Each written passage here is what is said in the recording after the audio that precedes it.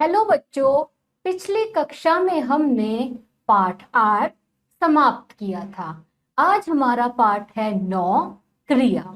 आइए इसको ध्यान से पढ़ते और समझते हैं। पाठ 9 क्रिया। तो बच्चों, क्रिया क्या होती है? क्रिया होती है जिससे भी हमें किसी काम के करने का या होने का बोध होता है, वो क्रिया होती है। आइए इसको ध्यान से पढ़ते और समझते हैं। निम्नलिखित वाक्यों को ध्यानपूर्वक पढ़िए। यहाँ पे कुछ वाक्य दिए हैं, हम उन्हें पढ़ते हैं। जैसे कि घोड़ा दौड़ता है, अंकुर पढ़ रहा है, अमित पढ़ने जाएगा, बारिश हो रही है।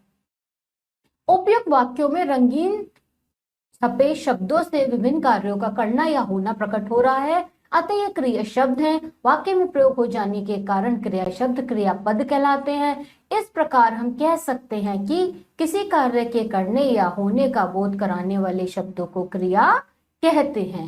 तो क्रिया क्या होती है बच्चों? जिसपे हमें किसी भी काम के करने या होने का बोध हो। जैसे घोड़ा उसमें दौड़ रहा है, अंकुर पढ़ रहा है आदि।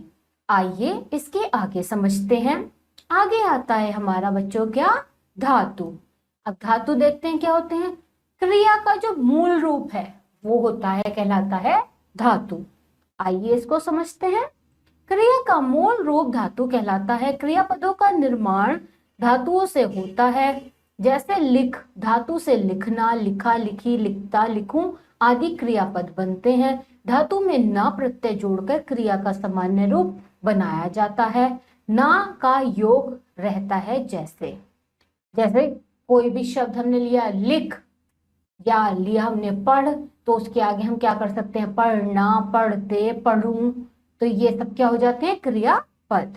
अब हमें यहाँ पे कुछ उदाहरण दिए हैं, जैसे कि धातु प्लस प्रत्यय और क्रिया, जिसमें हम ना लगाकर आपको बताते हैं कि वो क्रिया कैसे शब्द बनती है। यहाँ पे लिखा पढ़ जमा ना, तो क्रिया क्या बनी? पढ़ना। दौड़ जमा ना, तो क्रिया क्या बनी? दौड़ना। धातु जमा प्रत्यय जा जमा ना, क्रिया क्या बनी? जाना। खा जमा ना, क्रिया क्या बनी? खाना। ऐसी हमने क्या किया? धातुओं जमा प्रत्यय किया, उससे हमारी क्या क्रिया बनी? जैसे पढ़ना, दौड़ना, जाना आदि। इसके आगे बच्चों हम पढ़ते हैं, हमें दिया है क्रिया के भेद। आइए समझते हैं। क्रम कर्म के आधार पर क्रिया के दो भेद होते हैं, सकर्मक तथा अकर्मक। कर्म के आधार पर कितने भेद हैं क्रिया के? दो। पहला सकर्मक और दूसरा अकर्मक। आइए पहला पढ़ते हैं, सकर्मक क्रिया। तो क्या होती है सकर्मक क्रिया? देखते हैं। जिस क्रिया के साथ कर्म हो और क्रिया का फल कर्ता को छोड़कर कर्म पर पड़ता हो, उसे सकर्म क्रिया कहते हैं। जैसे इसको हम उदाहरण से समझते हैं। क्या दिया उदाहरण? धोबिन कपड़े धो रही है, दीपा पुस्तक पढ़ती है। दिए गए वाक्यों में क्रियाओं का फल कर्ता धोबिन व दीपा को छोड़कर कर्म कपड़े व पुस्तक पर पढ़ रहा है, अतः धो रहा है वह पढ़ती है, सकर्मक क्रियाएं हैं। अब इसमें क्या है? जैसे धोबिन कपड़े धो रही है, तो धोबिन पे कोई इस चीज का फर्क नहीं पड़ रहा। वो क्या धो रही है? कपड़े। अगर कपड़े ही ना होते तो वो कुछ ना करती, इसलिए कर्म कपड़े पर पड़ा और पुस्तक पर। ऐसी पुस्तक पढ़ रही है दीपा, पुस्तक पढ़ रही है दीपा। पुस्तक कुछ जब तक दीपा तब तक कुछ नहीं करेगी जब तक पुस्तक नहीं होगी, इसलिए कर्म किस पे पड़ा? छोड़कर कर्म कपड़े व पुस्तक पर पढ़ता है। इसी को ही कहते हैं जैसे अब पुस्तक पर पढ़ रहा है। आइए इससे आगे समझते हैं। सकर्मक क्रिया के दो भेद होते हैं। अब यहाँ पे सकर्मक क्रिया के भी दो भेद हुए, एक अकर्मक क्रिया और दूसरा द्विकर्मक क्रिया। दूसरा कौन सा बच्चों? द्विकर्मक क्रिया। अब पहला पढ़ते हैं, क्या? अकर्मक क्रिया। अब बच्चों अकर्मक क्रिया क्या होती है? आइए देखते हैं। जिस क्रिया के साथ केवल एक कर्म आता है, कौन सा कर्म आता है? केवल एक, तो वो क्या कहलाता है, उसे एक कर्मक क्रिया कहते हैं। जैसे मोहन पत्र लिखता है, रमन ने कुर्सी तोड़ दी। अब इसमें क्या है, मोहन भी एक है, रमन भी एक है, तो ये क्या हुई, एक कर्मक क्रिया। अब बच्चों इसके आगे समझते हैं। दूसरा दिया है द्विविक कर्मक क्रिया। तो द्विविक कर्मक क्रिया क्या होती है, जिसमें कर्म क्या होते हैं, जिसमें कर्म होते हैं दो, जिसमें दो कर्म हो वो कहलाती है हमारी द्विविक कर्मक क्रिया। आइए जैसे इसमें क्या है, उदाहरण में पापा ने मुझे साइकिल दी। अब इसमें पापा भी आ गया और मुझे भी आ गया, इसलिए कर्म क्या हो गए, दो। क्रिया के हुए कर्म दो। ऐसी रमन ने उसे एक कलम दी। अब रमन एक हो गया, एक हो गया, उसे उसे भी तो कोई होगा ना, इस वजह से इसमें दो कर्म है। आइए इसके आगे का देखते हैं बच्चों। दूसरा क्या है बच्चों हमारा, अकर्मक क्रिया। तो अकर्मक क्रिया क्या होती है, जिस क्रिया के साथ कर्म न हो और क्रिया का फल कर्ता पर पड़ता हो उसे अकर्मक क्रिया कहते हैं। क्या हो, क्रिया के साथ कर्म ना हो और फल पड़े किस पे, कर्ता पे। आइए इसको उदाहरण से समझते हैं। हवा चल रही है, कुत्ता भौंक रहा है। ऊपर दिए गए वाक्यों में क्रियाओं के साथ कर्म नहीं है और उनकी क्रियाओं का फल क्रमशः हवा व कुत्ता पर पड़ रहा है, अतः चल रही है, भौंक रहा है, अकर्मक क्रिया है। हवा पे उसका कोई फर्क नहीं पड़ रहा, लेकिन क्या है, वो बस चल रही है। कुत्ता जो है वो भौंक रहा है। तो ये किसके उदाहरण हो गए, ये हो गए अकर्मक क्रिया के। आइए बच्चों इससे आगे हमें क्या दिया है, इससे आगे हमें दिया है क्या आप जानते हैं। तो क्या आप जानते हैं हमें, ये आपको अच्छे से याद करना है, ये आपका ज्ञान बढ़ाएगा। क्या बढ़ाएगा, ज्ञान। जैसे देखते हैं इसमें क्या दिया गया है हमें, लिंग कारक तथा वचन में परिवर्तन होने पर क्रिया का रूप भी बदल जाता है। जैसे लिंग का उदाहरण देखें, लिंग परिवर्तन होने पर क्या होता है, घोड़ा दौड़ रहा है, और अगर वहां पे घोड़ा का अगर हम लिंग बदल दें तो क्या होगा, घोड़ी, तो घोड़ी दौड़ रही है, इसलिए पूरा वाक्य चेंज हो गया।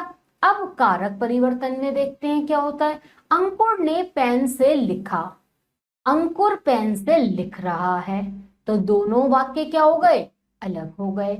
ऐसी वचन परिवर्तन होने पर क्या फर्क पड़ता है देखते हैं, केला पीला होता है, केले पीले होते हैं, तो इसलिए वचन कारक और लिंग पर परिवर्तन का प्रभाव पड़ता है। आप इसको अच्छे से याद करेंगे और अपने ज्ञान को बढ़ाएंगे। आओ बच्चों इससे आगे देखते हैं।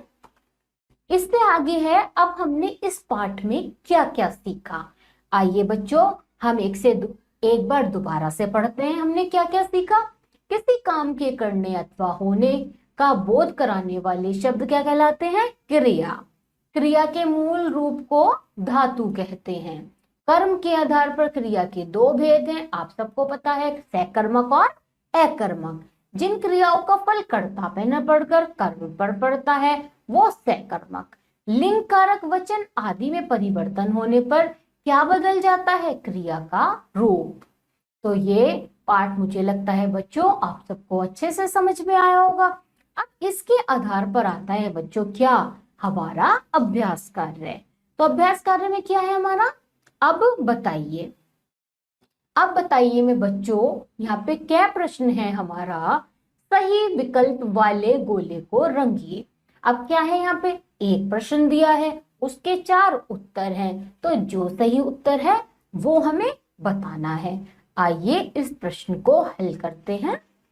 कार्य करने या होने का बोध कराने वाले शब्द कहलाते हैं क्या, अभी आप सब पढ़ के आए हैं बच्चों, क्रिया।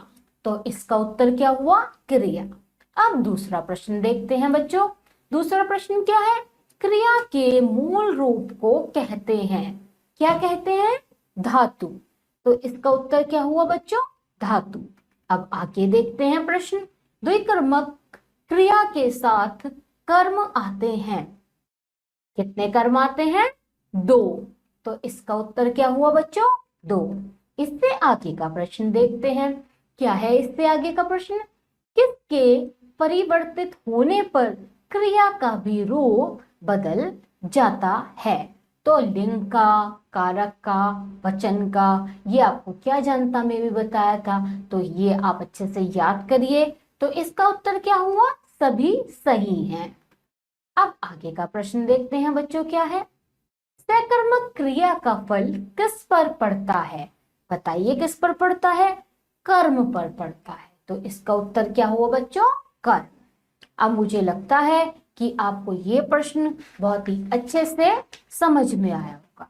अब इसके बाद क्या है बच्चों, इसके बाद आता है हमारा प्रश्न है, आप स्वयं करेंगे। अब हम आपको गैप प्रश्न बताते हैं। तो गैप प्रश्न क्या है बच्चों, कोष्टक में दिए गए क्रिया के उचित मूल रूप द्वारा रिक्त स्थान भरिए। अब यहाँ पे क्या है, हमें साइड में कुछ शब्द दिए हैं जिनसे हमें रिक्त स्थानों को भरना है। आइए देखते हैं। पहला प्रश्न क्या है, डाकिये ने सभी पत्र खालिस्तान दिए। वहां पे है साइड में बांटना, तो बांटना तो यहाँ पे उचित नहीं होगा, आ जाएगा बाट। तो इसका उत्तर क्या हो गया बच्चों, बाट। अब आगे देखते हैं, आगे क्या है, राधिका बाजार खालिस्तान रही है। तो यहाँ पे क्या दिया है, जाना, और सही हम क्या लिखेंगे, जा। तो इसका उत्तर क्या हो जाएगा बच्चों, जा। अब इससे आगे का देखते हैं, कुत्ता अजनबी पर खालिस्तान रहा था। अब ये क्या है बच्चों, भौंकना। तो इसका सही उत्तर क्या होगा, भौंक। तो इसका उत्तर क्या हो गया बच्चों, भौंक। अब इससे आगे का देखते हैं, तालाब में मछलियां खालिस्तान रही हैं। यहाँ पे क्या दिया है, तैरना, लेकिन बच्चों इसका सही उत्तर क्या होगा, तैर। तो यहाँ पे हम क्या भरेंगे खालिस्तान में, तैर। इससे आगे देखते हैं बच्चों, पांचवा प्रश्न है, बच्चा पौधे से फूल खालिस्तान रहा था। यहाँ पे क्या दिया है, तोड़, और जबकि हम सही शब्द क्या लिखेंगे, यहाँ पे दिया है तोड़ना, और सही शब्द क्या लिखेंगे हम, तोड़। तो ये हुआ बच्चों इसका उत्तर। इसी के साथ यहाँ पे बच्चों हमारा पाठ समाप्त होता है। तो बच्चों मुझे लगता है आपको क्रिया का पाठ बहुत ही अच्छे से समझ में आया होगा। अब आप सब बच्चे क्या करेंगे, इस पाठ को अच्छे से याद करेंगे और अपने पाठ को मजबूत बनाएंगे। अब हम आपसे मिलेंगे अगली कक्षा में। तब तक के लिए आप सभी बच्चे अपना ध्यान रखिए।